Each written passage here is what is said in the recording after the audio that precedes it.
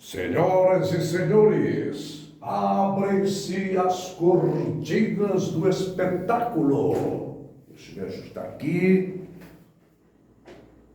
Pessoal, eu vou gravar esse vídeo agora para contar uma história. Tem a questão dos protagonistas. Eu cheguei a ser protagonista de algumas situações e ainda sou, como você também é. Mas eu também fui testemunha ocular dos acontecimentos e auditiva.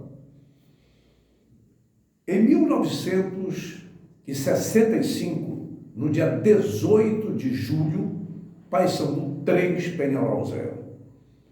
É essa história, eu vou tentar ser breve, é difícil, uma história tão bonita, que até hino deu, até hoje a torcida do Paysandu canta, mas eu vou tentar sintetizar. A Papão TV me informou, o moço da memória do Paysandu, Vincenzo Procópio, que gravou um especial onde estava lá o Beto e o 40, jogadores de meio campo que protagonizaram aquela vitória 60 anos atrás. E tinha o zagueiro Thiago Heleno, que tirou até uma foto, e me foi enviada pelo Vincenzo Procópio. Eu era menino, eu tinha 13 anos de idade. Aquele mês de julho, e a gente ouvia pelo rádio. Era muito pouco a gente ia ao estádio de futebol. Normalmente a gente ia nos campos de subúrbio, do Rio Negro, do Grão-Pará, do Instituto Lauro Sudré, aqueles campos que ficavam por perto, Independência, Asa do Brasil, Trabalhista, na Pedreira, um pouco mais aqui no Marco, a gente tinha o campo do São Paulo, etc., Instituto Agronômico do Norte, enfim.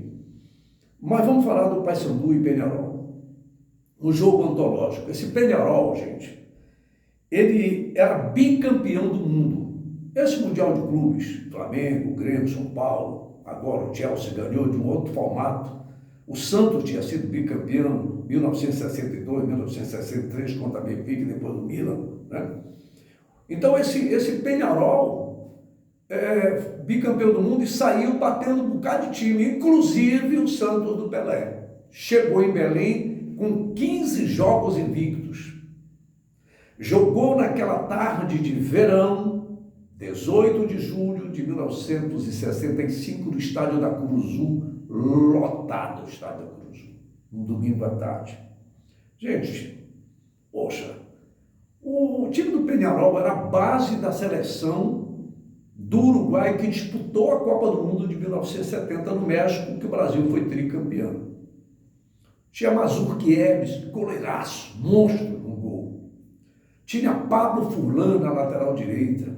Tinha Pedro Rocha no meio do campo.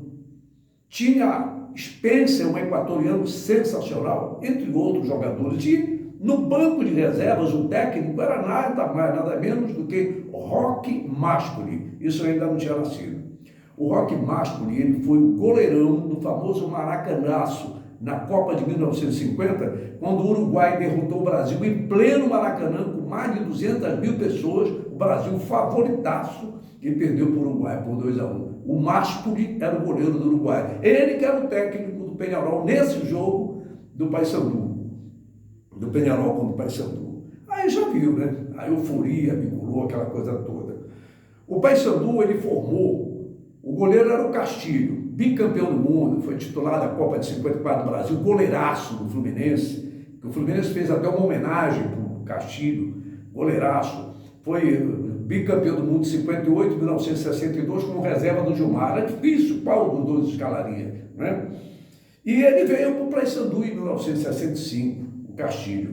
Lateral direito, Oliveira, aí tinha Abel J. Alves e Carlinhos. Depois eu vou tentar esmiuçar alguma coisa de cada um deles. O meio do campo, Beto e 40, no ataque, Fernando Pau Preto, que era assim que era conhecido, Fernando Pau Preto, Milton Dias, Edson Piola e Hércio.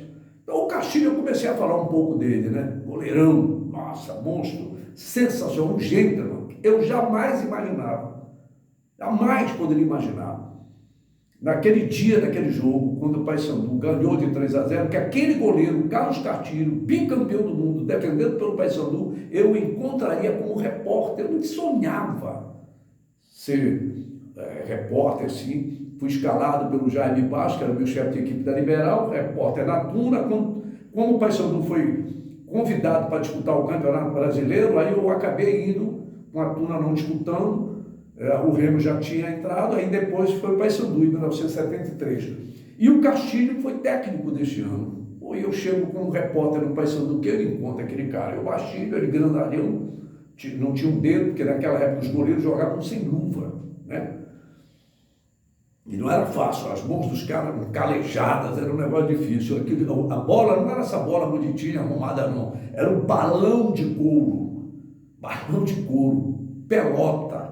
Era um pneu número 5, bicho, que quando molhava, putz, sai de perto, né? Sai de perto, estourava a mão de jogador, derrubava jogador, que era um negócio impressionante quando era época de chuva. Tá bom, então o Castilho, jamais imaginava que eu encontraria no Castilho, eu como repórter e como técnico do Paysandu, em 1973. Na lateral direita eu tinha Oliveira, menino que veio da base do Paysandu. Então naquele ano, 1965, quando o Castilho veio, nessa altura ele já viu o Oliveira. Indicou para o Fluminense, foi titular quase 10 anos no Fluminense do Rio de Janeiro. Aí eu tinha o Abel, um belo zagueiro que jogou em Remo, Paysandu, pela Tuna também, seleção paraense, J. Alves, que teve uma passagem por Portugal, voltou para o Paysandu, em 63, 64, da outra, e o Carlinhos. O Carlinhos era um lateral esquerdo de um time que disputava o Campeonato Paraense, que chegou a ser vice-campeão paraense, o Avante, que era da Vila de Santa Isabel, do município de Soule. Aliás, Vila de Salvaterra, município de Soule, no Marajó. A base era lá. Os jogadores do Avante, basicamente, muitos deles, o Arlindo era um goleiro, tinha o Arlindo primeiro, depois um outro, o Arlindo segundo, que chegou a ser goleiro do Paysandu depois. Esse Arlindo primeiro era um médico. E alguns desses jogadores eram funcionários da antiga Espévia, que hoje é a Sudã. Então eram jogadores assim, o salário era aquele desagrado, bicho, gratificação, e os jogadores que eram bons estudavam ou iam trabalhar em alguns órgãos públicos, enfim. O Carlinhos do Avante foi para o Paysandu. No meio do campo, o Beto, se não me falha a memória, o Beto veio das Forças Armadas, né, do Exército. Teve o João Paulo também, um zagueiro que morreu jovem logo depois, mas o Beto e o Quarentinha, ídolo do Paysandu, eternizado com uma estátua que tem lá na entrada da Curuzu, do Estádio Leão das Casas, quando você vai pelo Chaco, entra e está lá, né? A estátua do Quarentinha, sem comentários, eleito pela Crônica do Pará, pela torcida, como o craque do século passado aqui, que foi convidado por outros times fora do Brasil, mas o Paysandu não deixou jogar, aliás, fora do Pará, times grandes do Rio, e o Paysandu não liberou o Quarentinha, jogou toda a carreira dele no Paysandu. Na ponta direita, Fernando Popreto, aí tinha o Edson Piola, jogador que veio do Amazonas, do Nacional de Manaus, o Milton Dias, que era da base do Botafogo do Rio de Janeiro, que não tinha como jogar lá. O Botafogo do Rio era Garrincha, Didi, Quarentinha, Amarildo e Zagallo. Depois alguns foram embora, ainda tinha o Edson, o próprio Amoroso, que depois veio para o Remo, foi para o Fluminense, depois para o Remo. Então o Milton Dias veio para cá, né?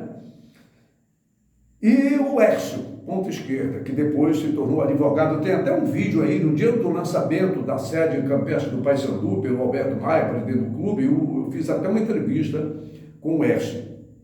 Muito bem. E assim era a base formada do Papão da Curuzu.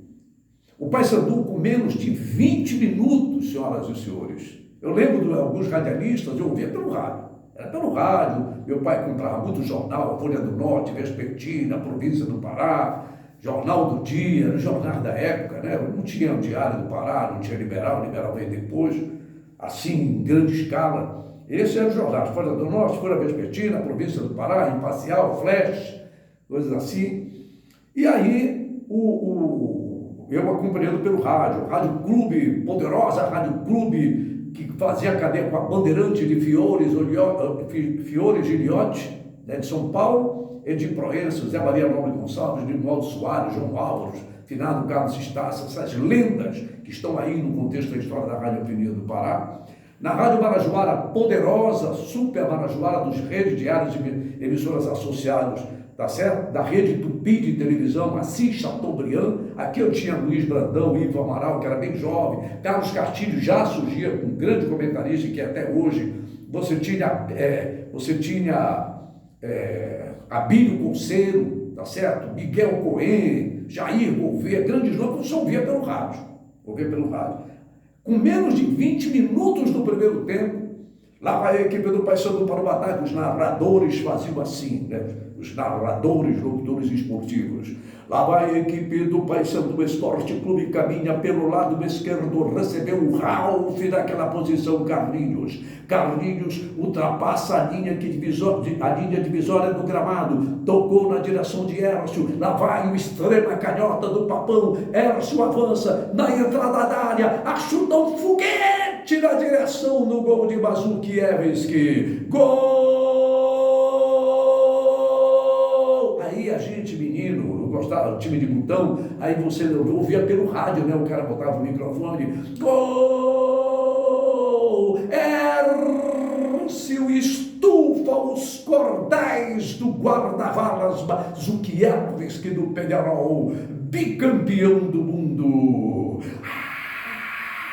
Era a torcida, né, do Paysandu Esporte Clube. Então a gente fazia assim, 1-0 para o Paysandu, Hércio, jaqueta número 11.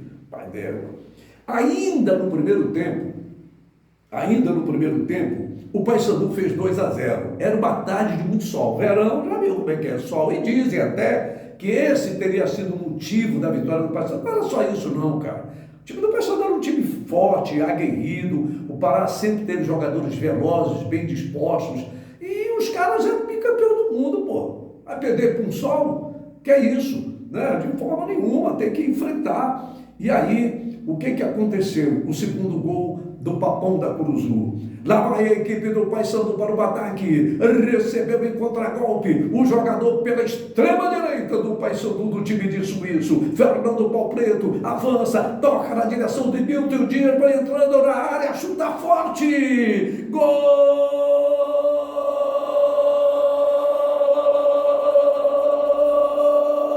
do Paysandu. Milton Dias, sem chances para o goalkeeper, o goleiro, goalkeeper, Bazukiewski, 2 para o Paysandu, 0 para o Peñarol. Tu é doido, mano. Essa Curuzu explodia, né? Os radialistas, os repórteres na rua, do foguete, podia muito foguete nessa época, você via as pessoas pela rua, bandeiras, era muito bacana. Eu morava na Pena Menuí, entre Duque e 25, tinha um zagueirão, um jogador negro, alto, chamado Roberto, que foi zagueiro do Combatente, que era um time forte, time pequeno, que revelou valores, inclusive o Roger, centroavante do Combatente, que jogou no Paysandu, Combatente, também foi da seleção paraense. O Roger, pai desse Rogério Belém. Esse craque Rogério Belém, que jogou em Remo, Paysandu, foi por aí pelo mundo. 2-0. E aí, meus amigos, senhoras e senhores, no segundo tempo, aí Paysandu 2-0, o sol foi arriando, né? O sol foi arriando. Você sabe que o sol, quando vai para aquele rumo da Curuzu, ele começa a ir, mas o calor era muito quente, era muito forte. E aí, eu me lembro que os narradores diziam, não recordo, sinceramente, se era na Rádio Clube ou na Marajoara que eu estava ouvindo, mas normalmente a Rádio Clube, como era aquela tradição do Edir Proença, acabava, eu me lembro que o papai ouvia também, os repórteres diziam, né? Olha, Edir, o jogador equatoriano Alberto Spencer está com a gravata, o jogador com a gravata de fora, da língua para fora. Cansadão, né? Com aquele sol, filha da mãe. Cara, mas como é que pode o equatoriano, Spencer, da região equatorial, sol, quentura e tal, ele se encostava naquele muro onde ficam hoje as cadeiras do Paysandu, pedindo água, pô. Tá certo? Pedindo água, tomando água, aí o Paysandu vai para cima mesmo. Até que a bola recebeu o Oliveira, o lateral direito da equipe do Paysandu Esporte Clube, ultrapassa a linha divisória do gramado, faz o lançamento na direção de Fernando Pau Preto, lá vai o ponta direita do Papão da Curuzu, invadiu, chuta forte, gol do Paysandu, sem chances nenhuma para o goleirão da seleção uruguaia, o Mazurkiewicz. Pau preto, 3 para o Paysandu, 0 para o Peñarol. Gente, pelo amor de Deus. Eu tinha um tio, meu pai renista, né? Saudoso, Manuel Matoso, torneiro mecânico, quando a gente veio de Capanema. E eu tinha um tio que era chofer de praça, Raimundo Branco, torcedor do Paysandu. Ele apareceu lá. Ele era chofer de praça, era táxi que se chama hoje é Uber, né? Então, ele chegou, que ele era muito Paysandu. Tá vendo, meu sobrinho? Você tem que ser Paysandu, aquela coisa toda. Meu tio Branco, nossa, sensacional. E aí, aquela alegria, né? Os gemistas ficaram meio, né? Sabe como é que é? Essas coisas do repar. Até porque naquela década de 60 o Paysandu era absoluto. Foi tricampeão 61, 62, 63, o Grêmio foi 64, o Paysandu voltou 65, 66, 67, tá certo? E voltou em 69.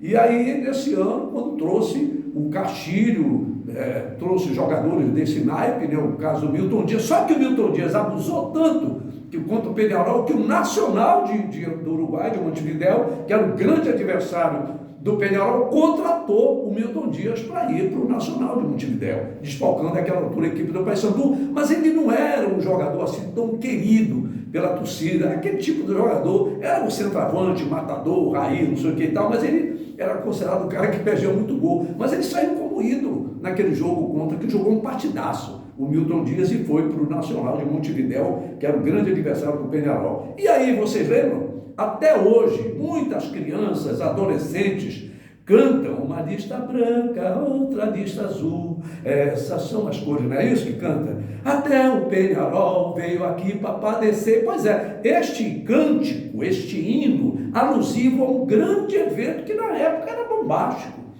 mas agradou em cheio a torcida do Paysandu, que sinceramente, se você perguntar para a maioria dos torcedores do Paysandu qual é o hino do clube, muita gente não sabe. Aliás, o Ambílio Gluckpol, que já foi presidente, um grande dirigente do Paysandu, ficou de me passar até o hino original do Paysandu, que foi lançado, foi cantado no centenário do clube. E é isso, gente, é só para lembrar, fica aqui registrado, 18 de julho de 1965. Portanto, 35 com 25, 60 anos atrás.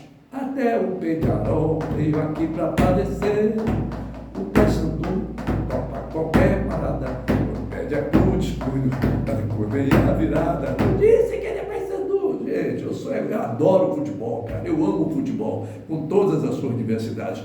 Em agosto, dia 8 de agosto, eu vou contar a história, quando o Clube do Grêmio empatou com o poderoso Benfica, de Eusébio, que eliminou o Brasil na Copa de 66.